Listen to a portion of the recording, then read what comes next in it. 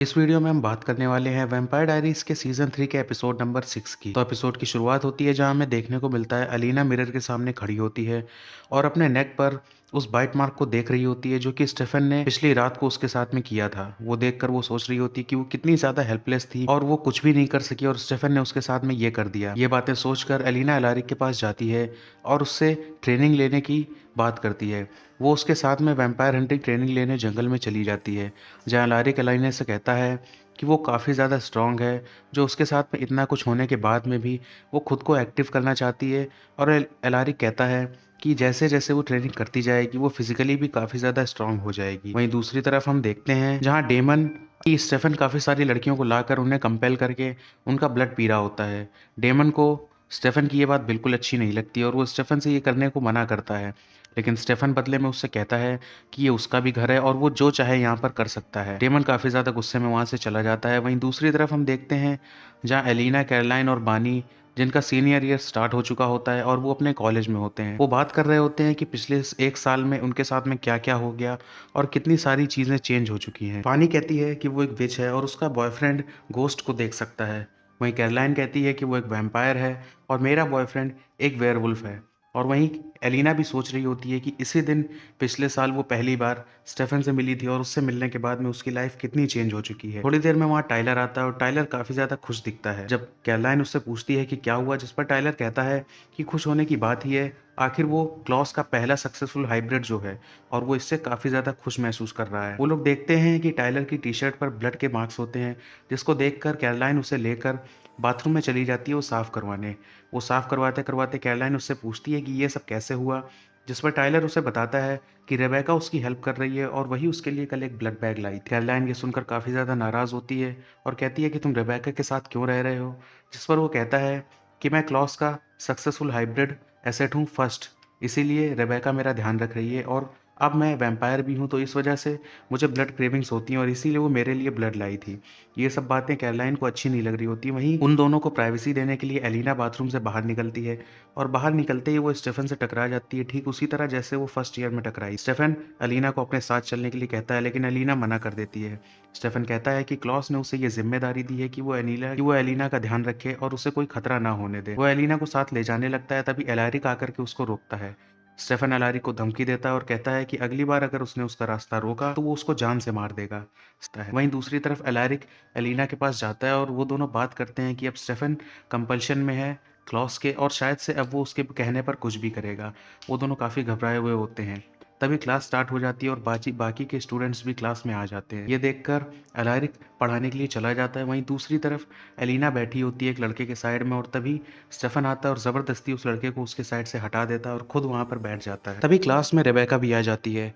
वो दोनों रेबेका को देखकर काफ़ी शॉक रह जाते हैं और तभी रेबेका बताती है कि वो एक न्यू एडमिशन है और अब से वो यहीं पढ़ेगी और साथ में स्टेफन और एलिना की देखभाल करेगी कि कहीं उन्हें कुछ हो ना जाए। वहीं दूसरी तरफ हम देखते हैं जहां एना जेरेमी से बात कर रही होती है और वहीं पर विकी भी इस समय मैट को दिखती है। विकी मैट से कहती है कि मुझे तुम्हारी हेल्प चाहिए और मैं इस अदर साइड में काफ़ी ज़्यादा अकेली हूँ, तो अगर तुम मेरी हेल्प करो तो मैं इस अदर साइड से बाहर आ सकती हूँ।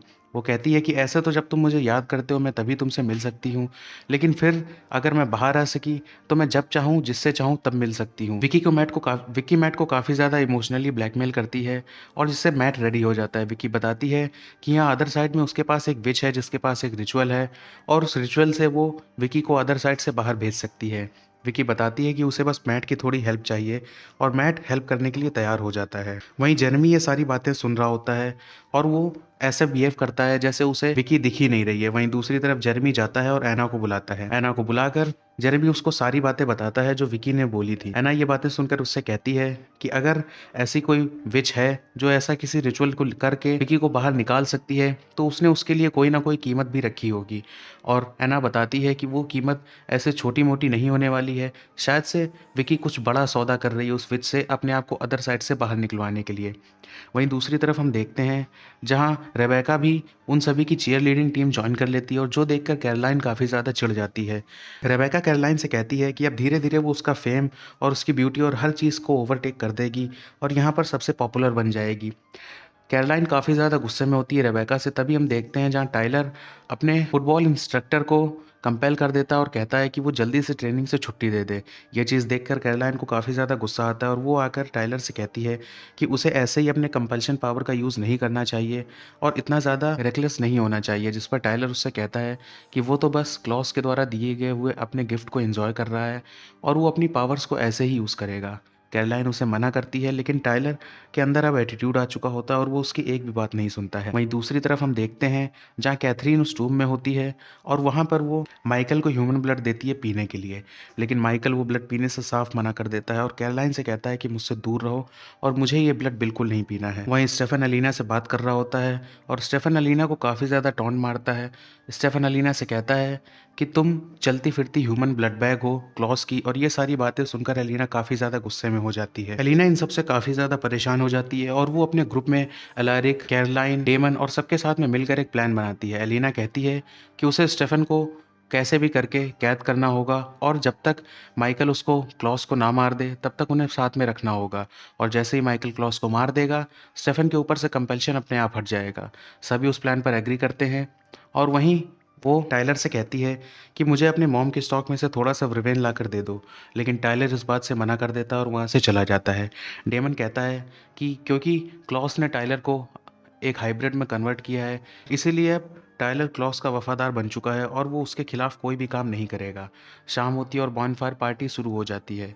वहीं हम देखते हैं जहाँ पर डेमन जाकर रेबेका के साथ में फ्लर्ट करने लगता है और वहीं ये चीज़ देखकर एलिना और स्टेफन सामने खड़े होते हैं। स्टेफन एलिना को टीज करते हुए कहता है कि तुम्हें काफ़ी ज़्यादा जेलस फील हो रहा है क्योंकि डेमन ऐसा कर रहा है, लेकिन एलिना कहती है कि ऐसा कुछ भी नहीं है। एलिना वहाँ से चलने लगती है और वो जानती थी कि स्टेफन भी उसका पीछा करेगा। एलिना वहाँ से आगे बढ़ जाती है। वहीं दूसरी तरफ हम देखते हैं जहाँ मैट विकी का बताया हुआ रिचुअल स्टार्ट कर देता है और रिचुअल कंप्लीट होते ही विकी अदर साइड से बाहर आने लगती है। विकी मैट को बताती है कि उसने उस विच के साथ में एक डील की है जिसमें अगर वो उसे अदर साइड से बाहर जाने दे तो उसके बदले में विकी को एलिना को मारना होगा, और जिससे कि क्लॉस और ज़्यादा हाइब्रिड्स नहीं बना पाएगा। ये बात सुनते ही मैट उसे रोकने की कोशिश करता है, लेकिन विकी उसके सिर पर कुछ मार के उसे बेहोश कर देती है। उधर एलिना भी स्टेफन के पास से जा चुकी होती है। वहीं दूसरी तरफ रेबेका को डाउट हो जाता है कि शायद से डेमन की कुछ प्लानिंग है जिस वजह से वो उसके साथ में इतना अच्छे से बिहेव कर रहा है। रेबेका डेमन को एक वुडन स्टिक से नॉक कर देती है और वहाँ से चली जाती है। वहीं दूसरी तरफ हम देखते हैं जहाँ पर एलिना भी ड्रंक होने का नाटक करके स्टेफन के पास से आ जाती है और एक रेलिंग पर खड़े होकर वहाँ से कूदने की एक्टिंग करती है, लेकिन एलिना का पैर सच में स्लिप हो जाता है और एलिना वहाँ से गिर जाती है, लेकिन तभी स्टेफन उसे पकड़ के उसे बचा लेता है।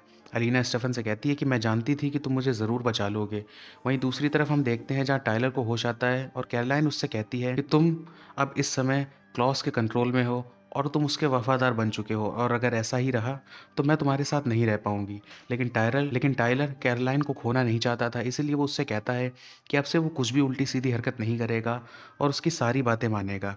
दूसरी तरफ हम देखते हैं मैट को भी होश आ चुका है और मैट होश में आते ही सीधे बानी के पास जाता है और उसे विकी की सारी बातों के बारे में बता देता है।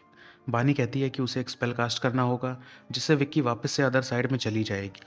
वहीं दूसरी तरफ जैसे ही इंटेंस मोमेंट क्रिएट होने लगता है एलिना और स्टेफन के बीच में, एलारिक आकर स्टेफन को एक ब्रुवेन डार्ट मार देता है और स्टेफन बेहोश हो जाता है। एलारिक, एलिना और स्टेफन मिलकर उसकी बॉडी को ले जाकर कार में बिठा देते हैं और एलिना भी कार में बैठ जाती है। एलारिक जब तक कार में बैठने वाला होता है तभी तक विक्की वहां पर आके कार में आग लगा देती है। विक्की आग लगाने के बाद में खुद भी गाड़ी के अंदर चली जाती है, लेकिन एलिना उसे नहीं देख पाती। विक्की कार के डोर्स को अंदर से लॉक कर लेती है। तभी स्टेफन को होश आ जाता है। स्टेफन लात मार के उसकी ट्रंक को तोड़ के उससे बाहर निकलने लगता है और वहीं एलिना बाहर निकलने की कोशिश करती है तो विक्की उसका पैर पकड़ लेती है, लेकिन दूसरी तरफ बानी और मैट के स्पेल की वजह से विक्की वापस से वहीं पर खींची चली जाती है और एलिना बाहर निकल आती है और स्टेफन को भी बचा लेती है। एलारिक एलिना और स्टेफन को लेकर दूर जाता है और तभी कार ब्लास्ट हो जाती है। वहीं विक्की मैट से काफ़ी रिक्वेस्ट करती है कि उसे बचा ले, लेकिन मैट कहता है कि उसने उसको बचाकर गलती की और अब उसे यहाँ से जाना होगा, और वो उसे गुड बाय कहता है और बानी का स्पेल काम कर जाता है और वो वापस से अदर साइड में कैप्चर हो जाती है। वहीं सेल्वेटोर हाउस में डेमन एलिना की वुंड्स पर बैंडेजेस लगा रहा होता है और वहीं मॉक करते हुए एलिना से कहता है कि तुम्हें मज़ा आया, जिस पर एलिना उससे कहती है तुम भी आज रेबेका के साथ में काफ़ी अच्छे से फ्लर्ट कर रहे थे। वहीं डेमन कहता है वो सिर्फ और सिर्फ नाटक कर रहा था। तभी एलारिक वहाँ आ जाता है और आकर के एलिना से कहता है कि अब उसे घर चलना चाहिए, लेकिन स्टेफन उसे रोकता है और कहता है कि वो कहीं नहीं जाएगी और यहीं रुकेगी। स्टेफन उससे कहता है कि तुम लोग मुझे पकड़ने की कोशिश करना बंद करो, क्योंकि एलिना को सेफ रखने के लिए तुम्हें हमारी ज़रूरत पड़ेगी। एलिना उसके पास जाती है और उससे पूछती है कि आखिर तुम क्या चाहते हो, जिस पर स्टेफन उससे भी पूछता है कि तुमने आखिर मुझे क्यों बचाया। लेकिन एलिना तभी स्टेफन को उसी तरीके से स्टैप करती है जैसे उसको एलारिक ने सिखाया था, और ये देखकर एलारिक काफ़ी खुश दिखता है। वहीं दूसरी तरफ हम देखते हैं जहाँ रेबेका लॉकवुड मेंशन जाती है और वह टाइलर के लिए एक ब्लड बैग लेके जाती है उसको पिलाने के लिए। वहीं डेमन घर पर होता है और स्टेफन और एलिना एलारिक के साथ जा चुकी होती है। डेमन घर पर बैठा होता है, तभी लॉकवुड मेंशन की चीज़ें इधर उधर से टूट टूट कर गिरने लगती हैं। ये देखकर डेमन सोचता है कि शायद से स्टेफन कर रहा है उसको इरिटेट करने के लिए, लेकिन डेमन जैसे ही उठकर देखता है वहाँ पर मेसन होता है जो कि बाहर आ चुका है अदर साइड से किसी तरीके से। वहीं दूसरी तरफ कैथरीन भी माइकल से बात कर रही होती है और उससे कहती है कि तुम शायद से नहीं जानते हो क्लॉस को कैसे मारना है, लेकिन वो कहता है कि मैं जानता हूँ और मैं मारूंगा भी। वो जैसे ही उसको आज़ाद करती है वो बाहर आता है और वो उससे कहती है कि तुम्हें शायद से फ्रेश ह्यूमन ब्लड पीना चाहिए अपनी पावर्स को वापस रिगेन करने के लिए। लेकिन वो कहता है कि मैं ह्यूमन ब्लड नहीं पीता हूँ, जिस पर कैथरीन कहती है कि तुम ह्यूमन ब्लड नहीं पीते तो क्या पीते हो। जिस पर माइकल उसको बाइट कर लेता है और कैथरीन का ही ब्लड पीने लगता है, जिससे हमें पता चलता है कि माइकल जो एक वेयरवुल्फ है और साथ में वेयरवुल्फ हंटर भी है और वो वेयरवुल्फ्स का ही ब्लड पीता है। वहीं दूसरी तरफ मेसन किसी तरीके से अदर साइड से आज़ाद हो चुका होता है। और इसी के साथ में वैम्पायर डायरीज के सीज़न 3 का एपिसोड नंबर 6 खत्म होता है। अगर आपको वीडियो अच्छा लगा हो वीडियो को लाइक कर देना, चैनल को सब्सक्राइब करके बेल आइकन ज़रूर दबा देना। मैं मिलता हूँ आपसे नेक्स्ट वीडियो में, तब तक के लिए गुड बाय।